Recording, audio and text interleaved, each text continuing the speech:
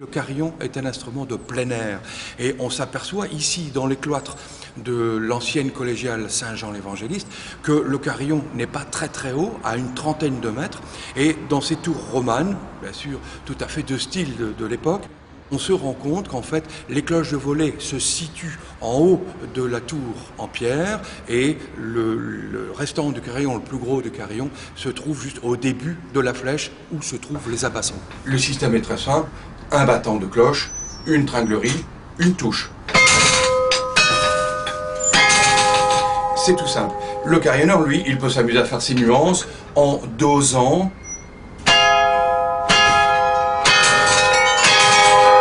Donc il peut donner toutes les dynamiques pratiquement. Les carillons modernes ont beaucoup plus de facilité de jeu, d'homogénéité de jeu, bien sûr, y compris au pédalier. Nous voyons tout de suite que les pédales reprennent les sons graves du clavier. Et alors, ça donne une possibilité supplémentaire. Les cloches de volet, bien sûr, fonctionnent pour les offices, pour sonner à la volée, pour un appel aux offices, les paroissiens, mais aussi pour sonner le glas.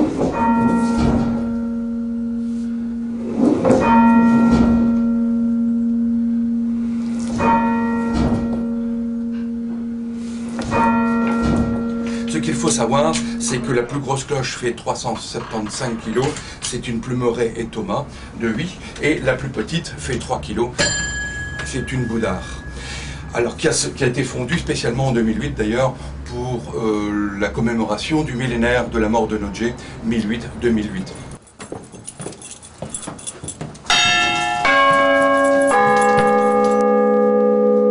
Nous nous trouvons donc en haut de la chaise des cloches de volet de Saint-Jean l'Évangéliste à Liège. Donc les 6 cloches de volet, La bémol, Si bémol, Do, Ré bémol, Mi bémol, Fa. Sur ces 6 cloches de volet de cette ancienne collégiale Saint-Jean l'Évangéliste à Liège, on se rend compte que sur chaque cloche se trouvent évidemment des motifs de décoration, mais aussi la date, le fondeur, 1716-1717, Plumeret et Thomas, des têtes de moines, tout un tas de décorations, feuilles de vigne, etc., des blasons, de temps en temps le parrain ou la marraine qui sont inscrites comme des marguerites là-bas, Marguerite ou Geneviève qui se trouve là-bas. Et alors cette cloche-ci n'est pas très lourde, mais forme le La bémol. On voit tout de suite que c'est un lancer franc avec un énorme mouton au-dessus du joug et le volant en bois tout à fait d'origine, tout est du XVIIIe siècle.